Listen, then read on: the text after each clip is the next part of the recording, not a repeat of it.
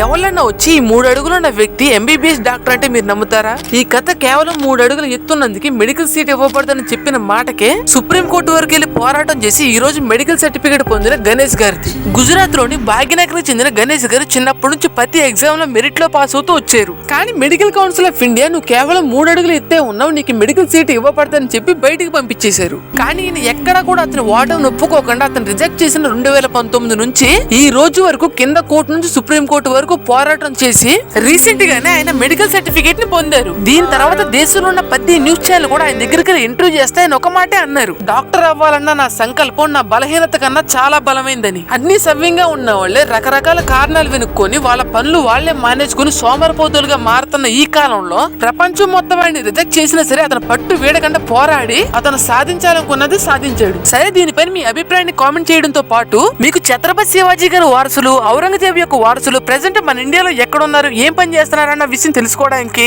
ఈ కుడి పక్కన ఉండే వీడియో చూడండి. ఒకవేళ 2004లో సోనియా గాంధీ గారు మన దేశ ప్రధానమంత్రిగా ఎందుకు కాలైపోయారో తెలుసుకోవాలనుకుంటే ఎడం పక్కన ఉండే వీడియో చూడండి. ఒకవేళ ఇలాంటి వీడియోలు డైలీ చూడాలనుకుంటే మన ఛానల్ కు ఇప్పుడే సబ్స్క్రైబ్ చేసుకోండి. నేను మీకోసం ఫ్లాష్ మెయిల్ లాగా వీడియోలు చేస్తానే ఉంటా. సరే, this is signing off. Meet in next video. By.